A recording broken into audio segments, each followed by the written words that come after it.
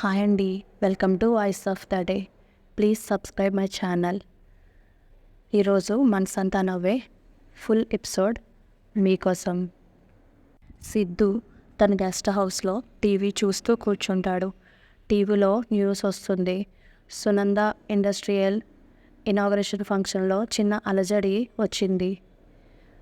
అమ్మవారికి అలంకరించాల్సిన నగలు సింధు దొంగతనం చేసింది. ఆ కేసులో సింధుని అరెస్ట్ చేశారు. సింధు పోలీసుల నుంచి తప్పించుకుంది అని న్యూస్ వస్తుంది. ఆ న్యూస్ విని షాక్ అవుతాడు సిద్ధార్థ్. ఏంటి, సంథింగ్ ఈజ్ రాంగ్, ఏం జరిగింది, వెంటనే సింధుకి ఫోన్ చేయాలి అని ఫోన్ తీస్తాడు. ఇంతలో సింధు డాక్టర్ వచ్చి డోర్స్ నాక్ చేస్తారు. అప్పుడు డోర్స్ తీసి చూస్తాడు. సింధు డాక్టర్ ఉంటాడు. సిద్ధార్థ్ షాక్ అవుతాడు. లోపలికి వస్తారు. డాక్టర్ని, ఇక్కడ కూర్చోండి డాక్టర్, మీకేమీ ప్రాబ్లం ఉండదు, రిలాక్స్ అవ్వండి అని అంటుంది. ఈమెవరు అని అడుగుతాడు సిద్ధార్థ్. నీకు తర్వాత చెప్తాను, నువ్వు ఒకసారి ఇలా రా అని అంటుంది. అని వాళ్ళిద్దరూ ఒక రూమ్లోకి వెళ్ళి మాట్లాడుకుంటూ ఉంటారు. ఆ సోఫాలో కూర్చుంటుంది డాక్టర్. ఏం జరిగింది సింధు, ఇప్పుడే న్యూస్ విన్నాను నీకోసం, ఏం జరిగింది అని అంటే జరిగిందంతా చెప్తుంది. ఆమె ఎవరు అని అడుగుతాడు. ఆమె నన్ను డెలివరీ చేసిన డాక్టర్, ఆమెకే బెయిల్ కోసం నిన్ను అడిగాను, ఏదోలా వాళ్ళకి హెల్ప్ చేసి బెయిల్ ఇప్పించు, వాళ్ళ ద్వారానే నా పిల్లల గురించి నేను నిజం తెలుసుకోవాలి అంటుంది. అక్కడ జరిగిన విషయాలన్నీ డిస్కస్ చేస్తూ ఉంటారు. ఇంతలో యష్, గౌతమ్, సంధ్య అక్కడికి వస్తారు.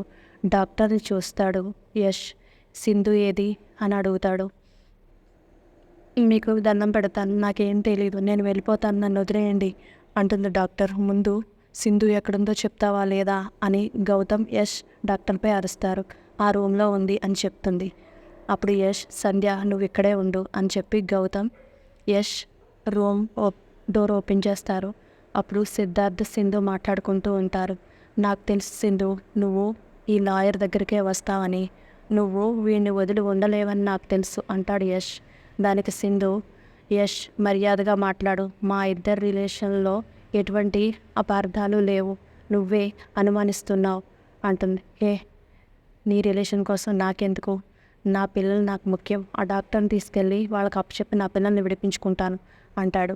దానికి లాయర్, ఎలా డాక్టర్ని తీసుకెళ్తావు, ఏ ప్రూఫ్స్ ఉన్నాయి ఆవిడ ఫ్రాడ్ చేసిందని అని అంటాడు. అప్పుడు యష్ వెనక్కి వచ్చి, ప్రూఫ్స్ లేకుండా చేయడానికి నేను లాయర్ సిద్ధార్థని కాదు, యష్ని అంటాడు. ఇంతలో సింధు నెమ్మదిగా వాళ్ళ వెనకాల నుంచి బయటికి వెళ్ళిపోయి వీళ్ళ ముగ్గురిని లోపల పెట్టి డోర్ లాక్ చేసి క్రిందకి వెళ్ళి సంధ్యని పక్కకు నెట్టేసి ఆ డాక్టర్ని తీసుకొని అక్కడ నుంచి పారిపోతుంది. అప్పుడు పిల్లల్ని కిడ్నాప్ చేసిన వాళ్ళు పిల్లలు భోజనం చేయనని మారాన్ చేస్తుంటే వాళ్ళని బ్రతిమాలుతారు. మేము నిజంగా కిడ్నాపర్లం కాదు, మాకు కావలసిన వాళ్ళని మీ అమ్మ తీసుకొచ్చిస్తే మిమ్మల్ని క్షేమంగా మీ ఇంటికి చేరుస్తాం, భోజనం చేయండి అమ్మా, నీరసం వచ్చేస్తుంది, మాకు పిల్లలు ఉన్నారు అని వాళ్ళు అంటారు.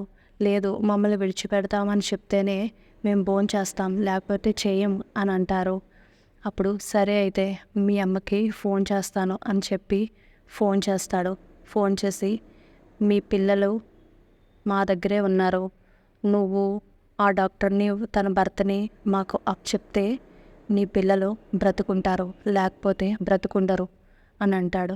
దానికి సింధు, వీడిని ఏదోలాగా పక్కదారి పట్టించాలి అని చెప్పి, ఆ పిల్లలు అసలు నా పిల్లలే కాదు, ఏం చేసుకుంటావో చేసుకో అంటుంది. అది స్పీకర్లో ఉంటుంది. అప్పుడు వెంటనే షాక్ అవుతారు ఈ కిడ్నాప్ చేసిన వాళ్ళు.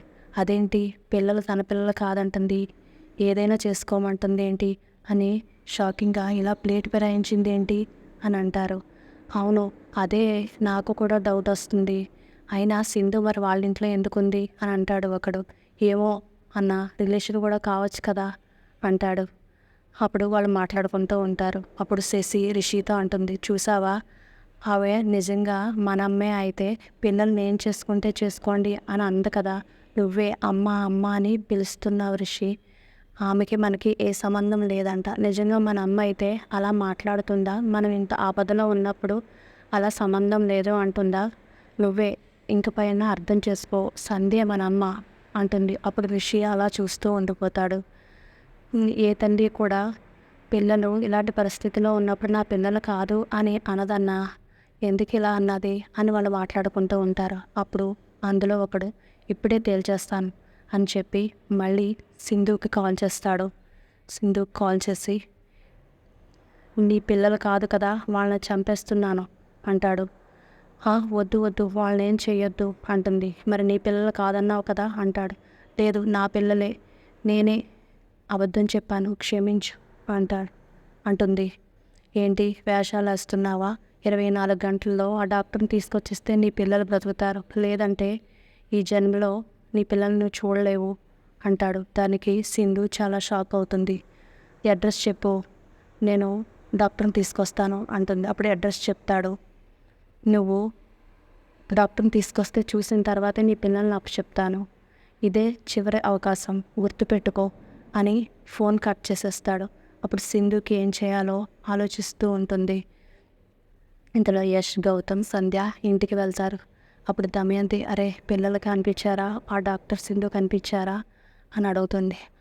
ఆ డాక్టర్ని సింధును పట్టుకున్నాం అమ్మ, లాస్ట్ మినిట్లో మిస్ అయ్యారు అని అంటారు. అప్పుడు సంధ్య, మనం ఎవరు ఫోన్ చేసినా ఎవరి ఫోన్ కాలు లిఫ్ట్ చేయదు కదా, మరి ఎలాగిప్పుడు సింధును ట్రేస్ చేయడం అని అంటాడు. ఇంతలో వాస్తవ్ తన తల్లి వస్తారు. వాస్తవ్ యష్ని పిలుస్తాడు. దగ్గరికి పిలిచి, మేము వెళ్ళిపోతున్నాం మీ ఇంట్లోంచి, ఇంతవరకు నాకు చాలా సహాయం చేసావు, నీకు చాలా థ్యాంక్స్ అంటాడు. ఇంతలో దమయంతి, అరే యష్, మనం ఎవరు కాల్ చేసినా లిఫ్ట్ చేయదు, కానీ వాస్తవ్ కాల్ చేస్తే లిఫ్ట్ చేస్తుంది కదా, వాస్తవ్తో కాల్ చేయించు అంటుంది. అప్పుడు యష్, వాస్తవ్ సింధుకు కాల్ చేయవా అని అడుగుతాడు. సారీ, నేను సింధుకు కాల్ చేయలేను అంటాడు. ప్లీజ్, నీకెంతో హెల్ప్ చేశాను కదా, లాస్ట్ హోప్ నువ్వే, నా పిల్లల్ని నేను రక్షించుకోవాలి, చాలా ఆపదలో ఉన్నారు, దయచేసి కాల్ చేయి అని రిక్వెస్ట్ చేస్తాడు. సరే యష్, నువ్వు బాధపడకు, నేను చేస్తాను అని చెప్పి సింధుకి కాల్ చేయబోతుంటే గౌతమ్, ఆగు వాస్తవ్, నీ నెంబర్ మా టీంకి ఇచ్చి సింధు కాల్ వస్తుంది ట్రేస్ చేయమని చెప్తాను అని చెప్పి వాళ్ళ టీంకి కాల్ చేసి వాస్తవ్ నెంబర్ ఇస్తాడు. ఈ నెంబర్కి ఇప్పుడు సింధు కాల్ చేస్తుంది, ఎక్కడుందో ట్రేస్ చేయండి నెంబర్ అని చెప్తాడు. సరే సార్ అని వెంటనే, సరే వాస్తవ్, ఇప్పుడు సింధుకి నువ్వు కాల్ చేయి అంటాడు. సింధుకి కాల్ చేస్తాడు వాస్తవ్. చెప్పండి వాస్తవ్ గారు అని అంటుంది సింధు. ఎక్కడున్నావు, ఏం చేస్తున్నావు అని అడుగుతాడు. ఎందుకు, మీరు ఎక్కడి నుంచి కాల్ చేస్తున్నారు నాకు అని అడుగుతుంది. యష్ వాళ్ళ ఇంట్లోంచి అని అంటాడు వాస్తవ్. ఓహో, నన్ను ప్రెస్ చేయడం కోసం మిమ్మల్ని కూడా ఉపయోగించుకుంటున్నారా? ముందు ఆ కిడ్నాపర్ నెంబర్ పంపిస్తాను, ఆ కిడ్నాపర్ని ట్రేస్ చేసి పట్టుకోమనండి, నన్ను కాదు అని చెప్పి కాల్ కట్ చేసేస్తుంది. ఆ కిడ్నాపర్ నెంబరు వాస్తవ్కి పంపిస్తుంది. అప్పుడు ట్రేస్ అయిందో లేదో అని గౌతమ్ వాళ్ళ టీంకి కాల్ చేస్తాడు. తక్కువ టైం మాట్లాడింది సార్, ట్రేస్ అవ్వలేదని చెప్తారు. అప్పుడు ఆ కిడ్నాపర్ నెంబర్ని మళ్ళీ టీంకి పంపించి ఈ నెంబర్ ఎక్కడ ఉందో ట్రేస్ చేయండి అని చెప్పి సింధు పంపించిన నెంబర్ వాస్తవ్ దగ్గర తీసుకొని టీంకి చెప్తాడు గౌతమ్.